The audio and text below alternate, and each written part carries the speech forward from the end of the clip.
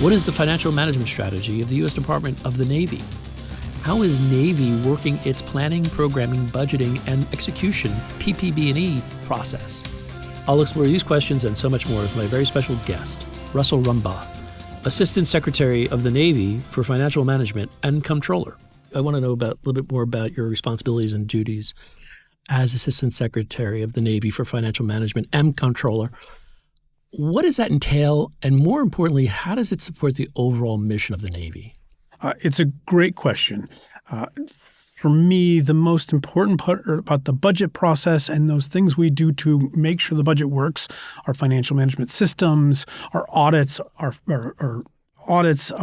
financial operations, it all enables a staffing process. The budget process is a great way to staff. So $250 billion, the Secretary of the Navy, the Chief of Naval Operations, and the Commandant have lots of responsibilities. I think what we can do is provide them a way to weigh choices, to understand the ramifications of decisions. And that's how I see myself and how I try to leverage the team to make the best decisions possible and let them know what they're doing. That's great. So when you think about the portfolio that you're managing, both the budget, FM, the financial management, I'm wondering if you could kind of give us a sense of maybe the top, I'd say, 3 challenges you face in your current role. And more importantly, have you sought to address those challenges? Oh, it's a great question. I really appreciate the opportunity. And I'm very lucky that I came in to a great team under great leadership. For me, I have 3 personal leadership priorities that I'm trying to work on. Grow the Department of the Navy in a healthy way. It's not just enough to get bigger. We need to do it in a way that produces warfighting capability. Make hard choices without haste. On the audit, on the systems, we have to make progress. A great deal of work has already been done, but we can lose ground if we don't do it. But at the same time, we're putting a great deal of stress on the financial management community and on the fleets and the Marines that are out there. So we can't rush into things. We need to do it right. And finally, one of my biggest challenges, but also greatest joys is, as I like to say it, keep the best FM team the best, including in the diversity, equity, and inclusion we have. I truly believe my team is the best out there, but that's a high standard that we need to constantly meet. And I know it's part of my responsibility to try to make sure they have the resources and opportunity to keep being as awesome as they are. So now I want to transition, if we could, to know a little bit more about the mission of your office and your strategy. Could you take a little time to outline for us the financial management strategy of the U.S. Department of the Navy? What are your key strategic priorities? Well, and this is a great example of me standing on the shoulders of giants. They had promulgated the strategy before I came up. I came in as the new guy, and I looked at it and said, there's nothing that needs to change here. Obviously, this is the right thing to do. The most I've done is help cut a video to talk about the implementing it.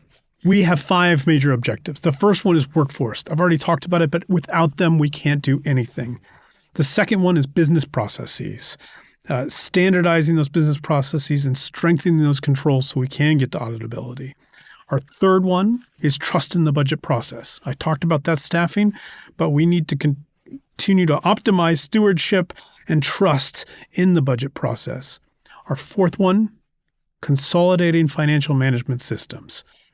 Until we do that, we will always be less efficient than we can. There's a better opportunity to get there, and that's our fourth objective.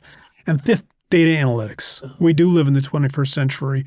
We need to leverage these opportunities. The team is already a long way along, but it is a critical objective for us. So those 5 make up our FM strategy. What is being done, and I want to get into more of the weeds, if you will, about transforming Navy's financial operations and re-engineering the business processes to sort of address some root causes and remediate audit findings. How are you using innovative technologies like robotic process automation or anything like that to help in this area? And I'm really focusing on the processes and the operations of the financial side.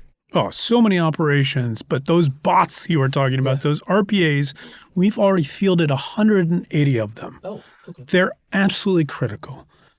I love my FM team. They're experts in what they do. But the more we can get them out of mundane, menial tasks and allow them to do that high-end analysis, the better off we are. So that's why we fielded 180. We ran a competition where we asked for bright ideas and had great ideas from throughout the Department of the Navy, from all over the country, from around the world.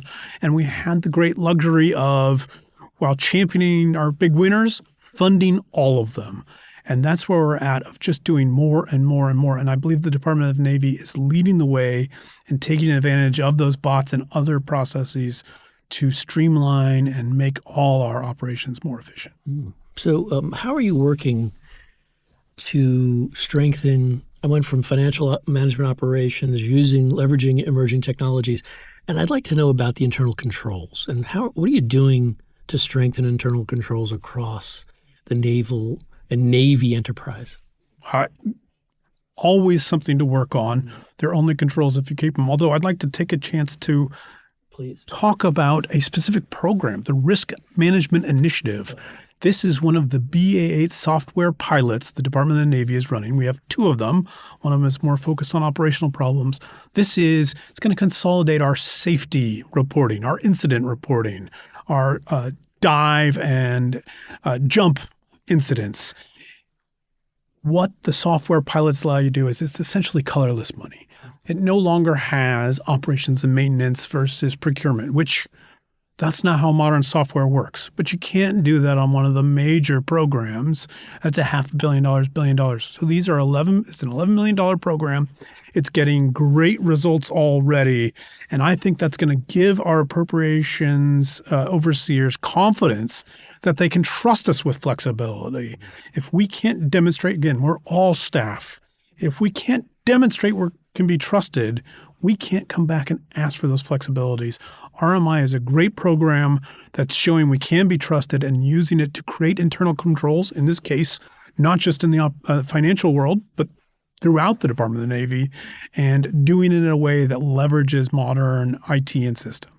What is being done to transform the budget function within Navy, and how do you work to create a seamless budget process, leveraging organizational collaboration, which you just referenced earlier? Absolutely. And the collaboration across the Department of the Navy is critical.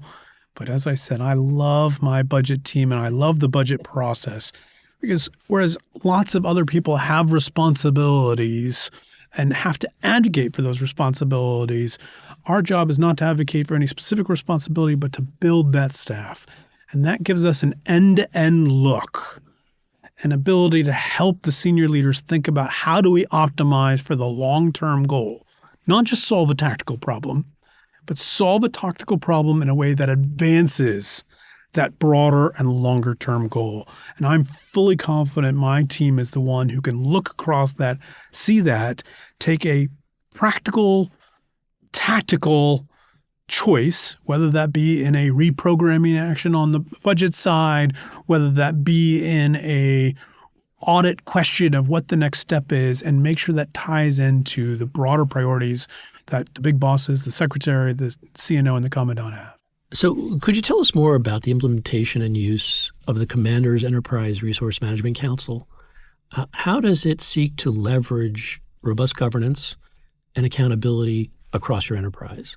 I love that you're bringing this name up, but let's admit we just got to go with the acronym and let's call it CERMIC. Sure. Although before I go to the acronym, I have to emphasize that first word, commanders. Love what we're doing. This is taking advantage of my team. The team I just boasted about, FMDDT, has built a special tool, the BEV tool, Budget Execution and Value tool, standing on Jupyter Analysis to look at it. But this isn't a back-end staff-driven work. This is help the commanders know where their money is.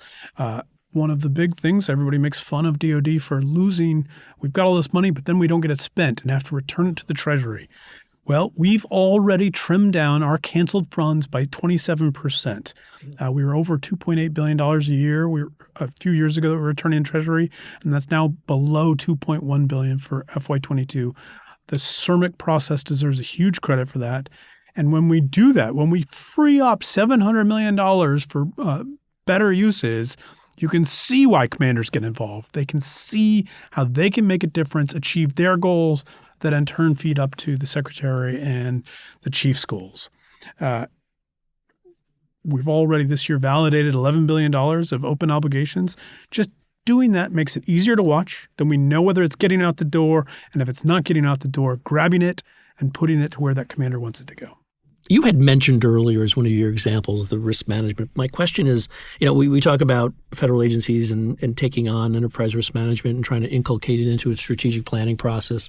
I was hoping you could tell us more and maybe elaborate on what do you do in your role as the Assistant Secretary for Financial Management, Comptroller, to spread the culture of risk management and not in a compliance mindset where you can actually marry the managing of risk as an opportunity and also innovate. So what are you doing in that area? Oh, man, this was so my fault. I totally wanted to boast about that RMI, and I'm the one who introduced the word risk. But I don't like the word risk. I don't like the word risk. Like, yes, I understand, but what's the difference between risk and uncertainty? Yeah. It turns out we, and when I say we, I mean all of humanity, don't quite understand this. Much more, I like the thought of opportunity costs, of trades.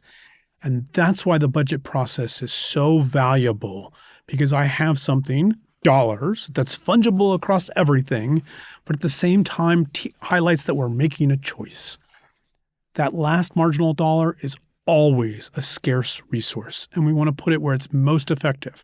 But most effective according to what?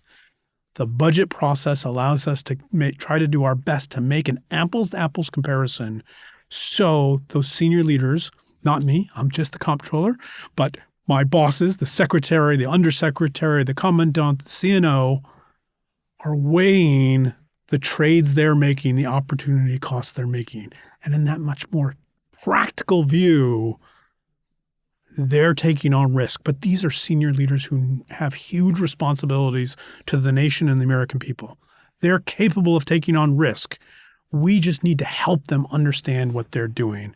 And so that's why I love the process and how me and the team are working to tee up those decisions with as much granularity and visibility as we can get. This has been the Business of Government Hour, a conversation with Russell Rumbaugh, Assistant Secretary of the Navy for Financial Management and Comptroller. Be sure to join us next time for another informative, insightful, and in-depth conversation on improving government leadership and its effectiveness. Until then, subscribe, download, and listen to the entire interview at iTunes, Spotify, or on your favorite podcast app, and as always at businessofgovernment.org.